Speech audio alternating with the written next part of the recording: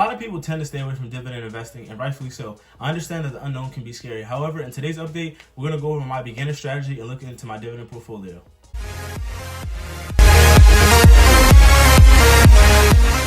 Hello everyone and welcome back to my channel. For those of you who don't know me, my name is Tyler Rice. I'm a business and finance student and I post financial content weekly. As always, please don't forget to like, comment, and subscribe. And to those of you who have been viewing, supporting, and sharing my channel, I really appreciate it. It definitely helps me grow. And as always, I'm not a financial advisor, simply a random guy on YouTube sharing my thoughts and opinions regarding finance for good old entertainment purposes only. Alright, so in today's video, we are going to do a portfolio update. However, I want to give you guys a little, a more in-depth look into my portfolio and, my strategy when it comes to investing and specifically dividend growth investing. And before we get into that though, comment down below if you could only choose one stock, invest in one stock for the rest of your life, what would it be? So comment down below. I hope to hear from you all soon. And then my comment and my choice will be down there as well. Those of you, who've seen my previous videos, you know that in 5 years, I want to have at least $30,000 invested in my portfolio. Maybe not Robinhood, but whatever, portfolio at the time I decide to go all in with. And by doing that, I'm going to be investing $500 a month. Now, I'm not trying to go below 500 at all. If things, push come to shove and things happen, life does happen, I will, invest a little less. However, and I haven't factored in, future careers and future sources of income. So in 5 years, I could have well over 30,000. However, I plan to not have any less, regardless of what happens. For those of you who want to get into investing, I would say that always start out with what you can afford. Before I was, putting $500 in a month, I think I was investing like $20 a month or a little over $20 a month. And then once I, eliminated bad habits and really took care of my finances and paid attention to it, I increased that $20 to $500, which is like a 2,000% change, But once again, before you start investing, make sure you take care of, your bills and expenses. Those things come first. So make sure you have a savings and cash as well for security. This would include having an emergency fund. And I know all of you are tired of hearing me say that, but if you made one, I'd probably shut up about it. Probably not, but it doesn't matter. Just make sure that you make an emergency fund. But when you're investing, make sure that the money you're putting into the stock market, you're truly okay with losing. Anyway, before we dive into my portfolio and my strategy, I kind of want to give you guys a reason why, or more of a reason why I invest. I know in previous videos, I have gone over, lightly my why. However, I want to go in depth just a little more. So I invest so that, my future family, future kids can have a life that I didn't have. And, I don't want to go too much into my background right now. However, I come from a very humble yet loving background. We may do what we had, and I wouldn't trade that for the world. That being said, any portfolio you see on this channel is really for the long run. And now I'm not saying I'm gonna, spoil my kids with all luxuries and everything. However, I want to have assets and securities that make us comfortable and secure, so we really don't have to, worry about finances or where the next meal or something like that is coming from. And that's another reason why I started this channel, because I want to document my journey to financial freedom. It's not a guarantee that I'll get there. However, I know with hard work and dedication, it's possible. And I feel like if I'm able to show someone that came from or comes from a similar situation that, this might be tough. However, it's possible, And as cliche as it may sound, the quote that comes to mind is, be the change that you want to see in the world. But all sentiment aside, I want to jump into my strategy. So there are only a certain amount of companies I really want to own. I would say that my max number, or my perfect number, would be 30 companies. And I understand to some people that might seem like a lot, and to others that might not seem like enough. However, this is the way I invest, and this is, my strategy. With that being said, there are only a few sectors that I really want to be invested in as well. And these include, the financial sector, consumer goods, services, technology, and utilities. Also included with these sectors, I want to own a few MJ stocks. In this current portfolio, the Robinhood portfolio, I actually do own one right now. And then I want to add, a few ETFs. So this Robinhood portfolio as well, I do own 2 ETFs, one large value and one real estate. And then in any given portfolio, I want to own, between 2 and 3. And with doing that, it's kind of to balance out my portfolio. And then with owning these, few ETFs, I'll kind of double down on them, pumping money into them. And rather than buying a bunch of stocks as well, like I said, it's to balance out and to have some sort of, safety. With that being said, I really only want to own between 5 and 6 companies per sector. This is simply to combat potential losses. It's not impossible for a company to fail. It can happen, and it has happened. So if I do happen to be invested in one of these companies that fail in the future, I'm diversified enough to where I really don't, experience or even see that loss. So I really try to invest in sectors and companies that I know stuff about. I stray away from other sectors and companies that I don't know much about. So if somebody says to invest in a company, however, it's in a sector outside of my strategy and, my plan, I won't invest in it. I try to stick to things that I know about and that I'm interested in. So of course, whenever you're looking to invest in a company, you always want to do an analysis on their financials.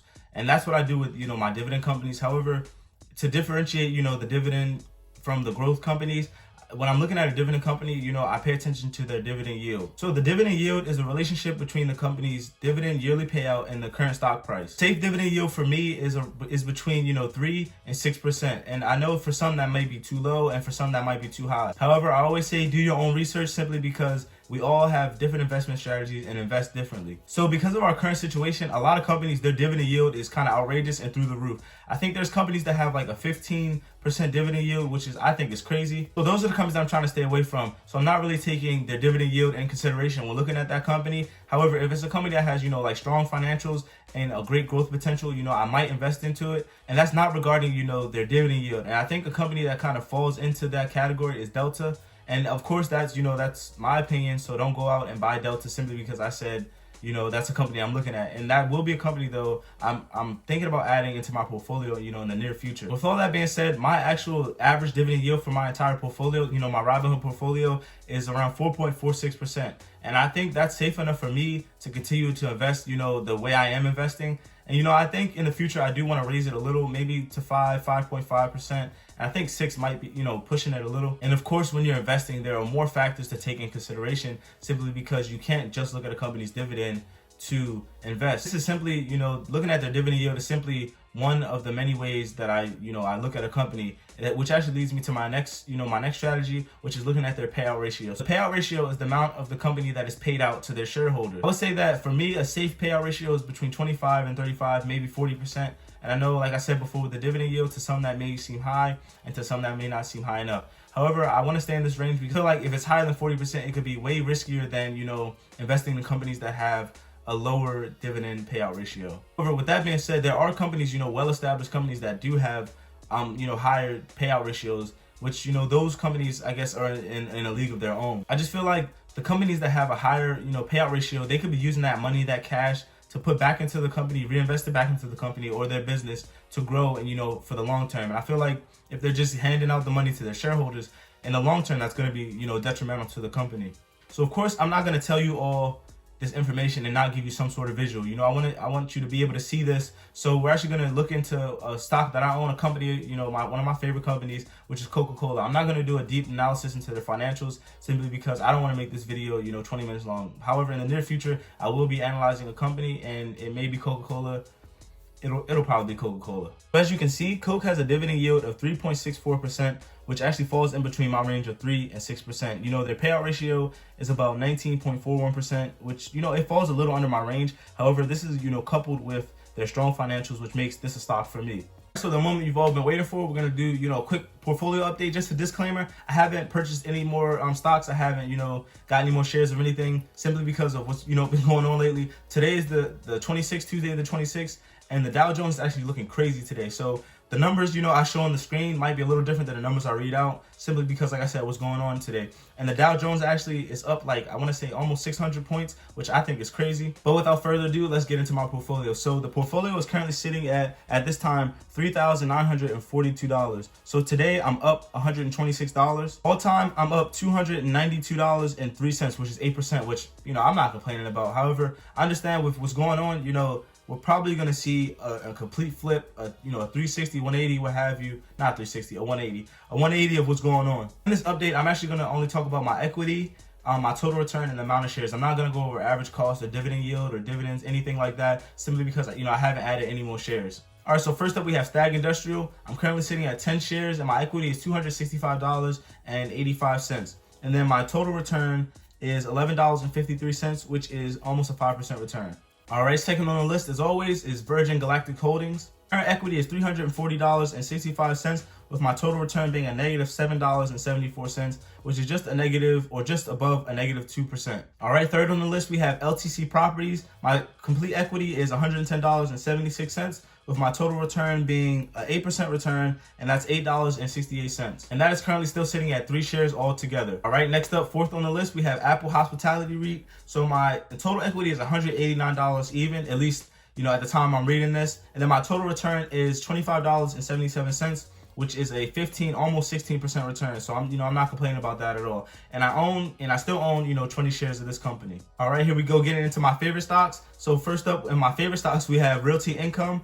And my total return for this, and Realty's been killing it lately. So my total return for this is $30.83, which is almost a 9% return. I'm still sitting at 7 shares. So my total equity for this is $385.07. Right, next up, in this trifecta or quadfecta, whatever you want to call it. So next up we have Disney. Disney, my total return for Disney, it's kind of insane, I think. I'm grateful that I got in when I did. So my total return is $106.46, which is a 21.26 return. So my total equity is $607.23, and I still only own 5 shares of this. So next up on the list we have ExxonMobil. So my total return for Exxon is $54.94, which is a 17.67 return. And I'm still having, 8 shares. Like I said, I didn't add anything to the portfolio, but this is a company that I do want to add more of. So my total equity is $365. All right, so next up on the list we have Coca-Cola, and I know you all know that Coca-Cola is one of my favorite stocks. So my total equity for Coca-Cola is $695.63. My total return being a negative $2.49, which is only a negative 0.36%. So I'm not mad about that at all. This is also a company that, I'm going to be buying heavily over the long term, indefinitely. And then so I'm still sitting at 15 shares altogether. So next up we have AT&T, ticker symbol T. A lot of people like this stock or love this stock, I'm one of those people. So, let's dive into it. So currently my equity is $309.50. with my total return being $18.70, which is a 6.43% return. Next on the list, we have Inseego. So Inseego has actually been in the red all today, but it's still rising, which I'm not even going to comment on because the stock market right now isn't making any sense. So my total return for Inseego is $12.93, which is a 17.04% return. And then I'm still sitting at 8 shares altogether, with my total equity being $88.80. Next up on the list, we have the misfit of all my stocks, which is Organigram. This is the only MJ stock I own right now. I'm thinking about adding, a few more. Canopy Growth is definitely one that I'm interested in. And I'll probably do a video of, just MJ stocks in general. And, Canopy Growth is going to be, the top of that list. So my total equity for Organigram is sitting at $78.44. And then my total return, which is, I just love it so much. The total return is a negative $17.87, which is a negative 18.53% return. And I'm still sitting at 45 shares altogether. So there's actually 3 more stocks / ETFs that I'm about to go over right now. And if you saw my previous videos, there's only 2 left. But anyway, out of those 2 that were left, the first up is Vanguard US REIT Fund. So I'm currently sitting at 4 shares altogether with a total return of $15.34, which is just over a 5% return. And then my equity is $303.72. All right, so for my ETFs, the last one we have is, and of course, bear with me, PowerShares S&P 500 High Dividend Low Volatility ETF. So my current equity is $197.21, with me still sitting at 6 shares. And then my total return is $3.53, which is a 1.82% return. All right, everyone, so I was actually fortunate enough to get off the wait list for fractional shares.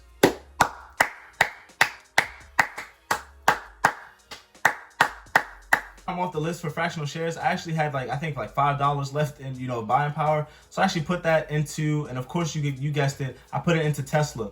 My total equity for Tesla is a whopping $5.48, and I'm balling right now because my total return is a positive 11 cents, with that return being a 2.03%. And then my total shares, and I'm sorry, this number is insane, so my total shares that I own of Tesla is a 0.006689.